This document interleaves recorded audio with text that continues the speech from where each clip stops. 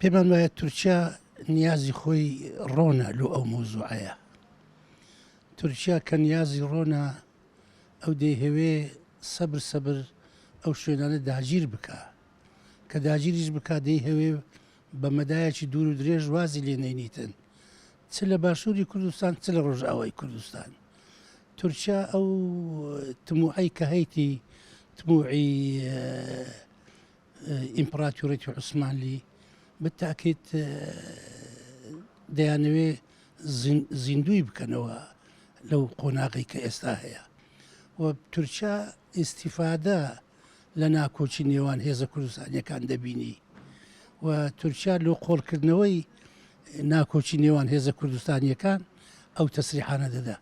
ئەگەنا تورکیا نیازی خۆی لەو مەسائلانە لە بۆ ویلایەتی مووسڵ و کەرکووک و هەموو ئەو شوێنانە بە شێوەی ڕەها باز دەکاتن کەوا کەرکووک تورکمانیە و مووسڵ ویلایەتی ئێمە بووە و ئەو مەسائلانە هەمووی وازیعە لە ئەجندای تورکیا. ئێمە دژی هەموو ناکۆچیەکین کە لە نێوان هێزە کوردستانیەکان هەبیتن و بۆیە بە تەسەوری ئێمە وەکو تاکیدم کردەوە ئێمە لەو قۆناغە ئەبێ هەوڵ دەین ئەو دوو نیمچە دەوڵەتداریە لە باشوور و لە ڕۆژئاوا بپارێزین بە هەر شکلێک و بە هەر نەوعێک بیتن. بۆیە من بەش بە حاڵی خۆم وەکو باسم کرد ڕەغمی لەوەی ملاحەزە و تێبینیم زۆرە لەسەر بەڕێوەبرنی دەسەڵات چ لە ڕۆژئاوا و چ لە باشوور، بەڵام لەگەر ئەوە نینە بەغدا بێتەوە و سووریا بێتەوە و ئەو دوو چەمکەی کوردستان ئەوە بی. بۆیە هێزە کوردستانیەکان بەعام لەسەریان پێویستە ئەو دوو چەمکە بپارێزن بە شکلی لە ئەشکال و ناوماڵی کوردی تەرتیب بکەن لە بەرژەوەندی کورد. پێویستە حکومەتی هەرێمی کوردستان قسەیەکی هەبی لەو بارەیەوە. ئێمە لە بەیانەکەی سێقۆڵی کە دەرمان کرد لە دژی هێرشەکەی تورکیا وتمان حکومەتی عێراق و حکومەتی هەرێمی کوردستان پێویستە وتەیەکیان هەبیتن لۆ ئەو مەوزوعەیە.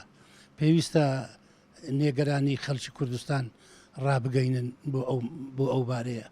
بۆیە من لێرەش تاکید دەکەمەوە بتاکید حکومەتی عێراق و حکومەتی هەرێمی کوردستان دەبیت لە ئاست ئەو هاتنە پێشەی تورکیا ڕاوبۆچوونی خۆیان هەبی. داگیرکەری تورکیا و ئێران و عێراق و سووریا هەموو هەولێک دەدەن بۆ ئەوەی ناکۆچی لە نێوان هێزە کوردستانیەکان هەبی.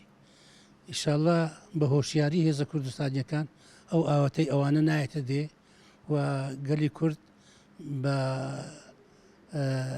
سەرکەوتوی کارەکانی خۆی بەڕێوە دەباتن و لۆ ئەوەی ئەو دەستکەوتانە بپارێزین کە خۆی لە فیدرالیەت گەری لە شەڕەج قارەمانە نەیان کرد و ئازادی خوازانیش لە شاریع و لە شارەکان چ لە کوردستان و چ لە دەرەوە دەوری باڵایان دیت.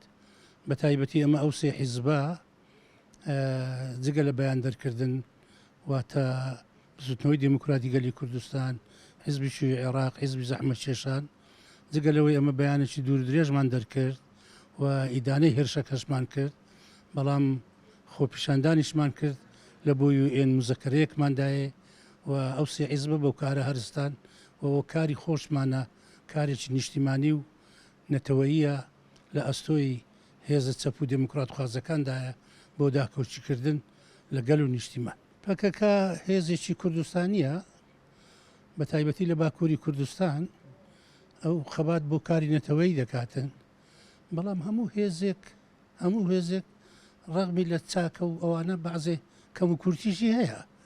معنای ئەوە نییە پەکەکەش بێکەم و کورتی بیتن. بۆیە ئێمە بەش بە حاڵی خۆمان لەگەر ئەوە نین کە پەکەکە تیرۆریزمی لە تیرۆردا بیتن و ئەوە قسەی ناعەزان و دوژمنانە بە کوردی. بۆیە پەکەکە هێزێکی شۆڕژجێڕ و تێکۆشەرە بە تایبەتی لە باکووری کوردستان خەباتی نەتەوایەتی دەکا و ئەکەیت دوژمنان گوڵت پێدا نادەن ئەگە پێیان بکرێ هەر دائیمەن دڕکت لۆ دروست دەکەن